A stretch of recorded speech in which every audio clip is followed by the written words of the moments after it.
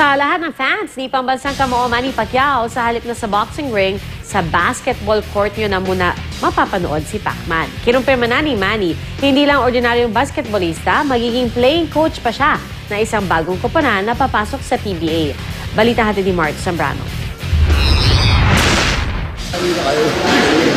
Hindi lingid sa kaalaman ng marami ang hilig sa basketball ni Sarangani Representative Manny Pacquiao. Sa katunayan, kasama ang pagbabasketball sa conditioning ng 8-weight division champion bago ang kanyang mga laban. Pero ngayon, panibagong hamon ang haharapin ng pambansang kamao, hindi sa loob ng ring, kundi sa basketball court. Sa victory party na hinanda ni dating Ilocos Sur Governor Chavit Singson, kinumpirma ni Pacquiao na magiging playing coach siya ng kumunang Kia Motors, isa sa mga bagong team na papasok sa Philippine Basketball Association o PBA sa Oktubre. Wala pa raw pirmahang naganap pero nakausap na niya ang pamunuan ng Kia Motors.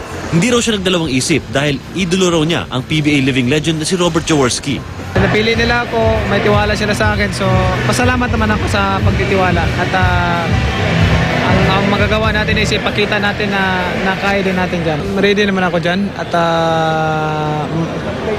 basketball isa sa hilig ko rin yan. Kahit nung bata ako. Batay sa rules ng PBA, kailangan dumaan ng mga manlalaro sa PBA draft bago payagang makalaro sa professional league. Kaya ang tanong, dadaan din ba sa PBA draft sa Hulyo ang pambansang kamao?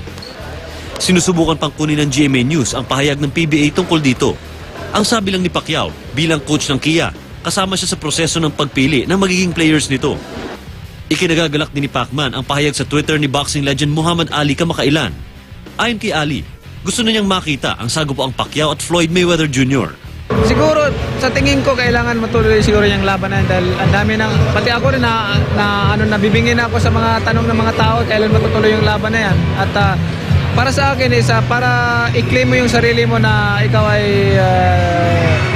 the best fighter in the world, wala kang pipiliin, lalaban ka kalaban. Especially sa calling ng mga fans. Wala pang pinal na desisyon ang kampo ni Pacquiao kung sino ang sunod niyang makakalaban at saan ito gaganapin. Matunog pa rin ang pangalan ni Juan Manuel Marquez at Mayweather. Mark Zambrano, GMA News.